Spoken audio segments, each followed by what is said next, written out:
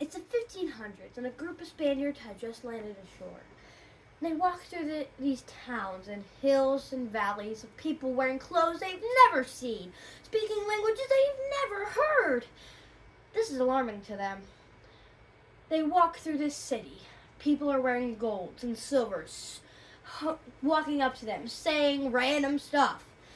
But what they're most focused on is the temple made of gold and silver, right as that they're looking at. This is exactly like the temples that Christopher Columbus said there were. And such is the City of Gold, known as El Dorado. Hi, my name is Evelyn Hamilton. I'm 11 years old. I've been in 4-H for 4 years. I'm a member of the Fairview 4-H Club in Marion County, and my project is fishing. Before the Inca Empire, there were hundreds of tribes, and they were all fighting for territory every single day. Some were so terrible that they performed cannibalism. Others were yet so amazing that they drew such thing called the Nazca lines. They were miles-long drawings in the sand that could only be seen from the stratosphere. But it's in the middle of the desert, so there are no mountains that could reach there.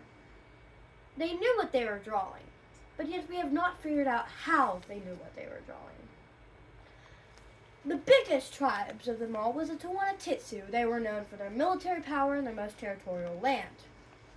They decided one day, instead of having hundreds of people die each day, just wanting us to have more land, let's all combine to have all the land we could need and stop these great wars. According to Peruvian mythology, the sun god Inti sent down 2 of his children and a golden rod to stop the fighting and create a new empire. They said, wherever this golden rod shall lay in the ground, that will be the new capital of the empire. That capital was in the valley of Cusco, and they decided to make it in the shape of a puma, which is actually a wild cat down there. They were symbolizing strength and wisdom of their military power. Now, the social classes of this new empire were emperor, high priest, royal family, being the siblings or children or wives of the emperor. The Inca nobles, which lived inside this capital of Cusco. The Inca by privilege, which lived on the rim, but they were more higher than the public administrators. Public administrators were known for collecting the taxes from commoners. Everyday life for people was work. Work every day until you die.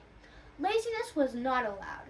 If you were lazy, then that means that you were not royal to the empire.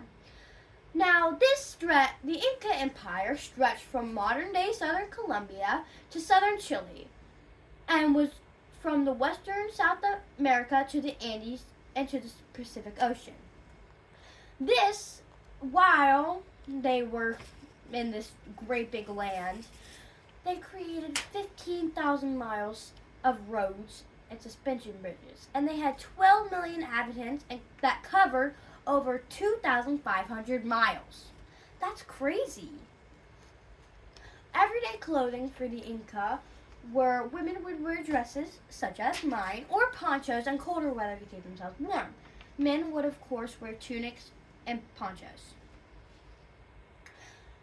They would grow things such as squash and cocoa beans, which make the chocolate you eat today, and the potato. This is the thing they are most known for.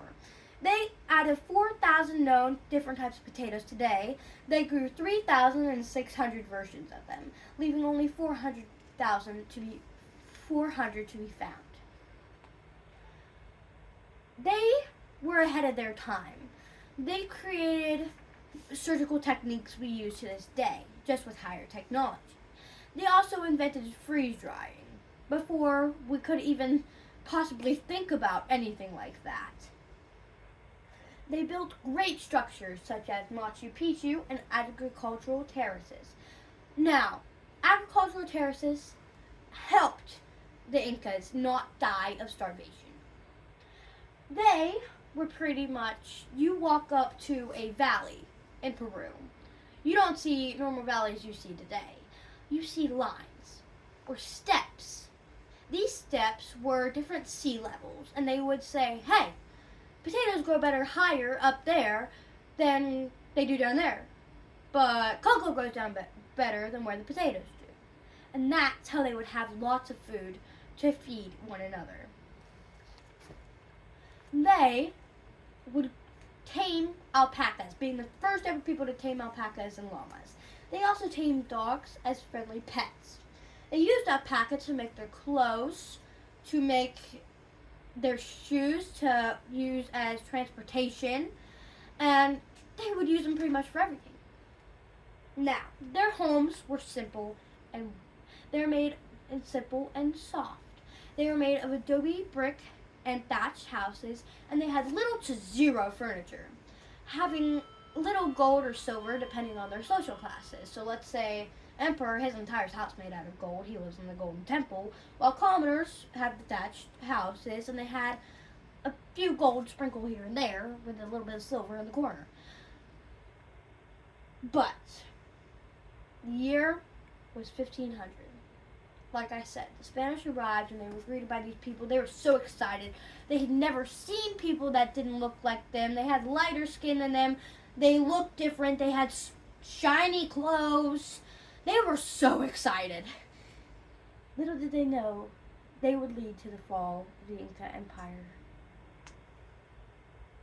They were led by Francisco Pizarro, a man who was destined to find gold, a man who was destined to get that El Dorado. He wanted to become rich before anyone else.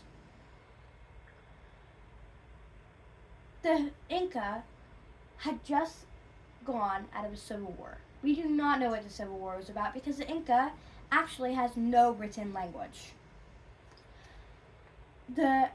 And they were low on supplies and food and people. And the Spaniards took that and they said, this is our opportunity. They kidnapped the emperor and his successor. And they said, fill this room up with this room up to gold, top to bottom, side to side. Fill this room up with silver, top to bottom, side to side, and we will let them both go free, safe, no harm. They filled the rooms up, top to bottom, side to side. Seeing this, Francisco Pizarro killed both of them by a thing called a glut. It is pretty much just a rope and a stick. Yeah, that's after that. Seeing the Incas went to a panic. There was no one there to take control. Everybody was out of control, and these horrible people that just killed their emperor now rule over them. Seeing this, Francisco Pizarro said, I own this land now. You take all their gold, and we own it now. The Incas were not used to these diseases and these germs that they brought over. 2/3 of the entire Inca Empire died due to influenza and smallpox. Some of the surviving Inca ran to the mountains, hiding and knowing this story. Those people are the only reason we know the story. These people died because of greediness in this world. In conclusion, the Incas were ahead of their time, and they lived as every empire has. They start small, rise up to become at their peak, at highest, thinking that it will never end, and soon they will fall. Thank you.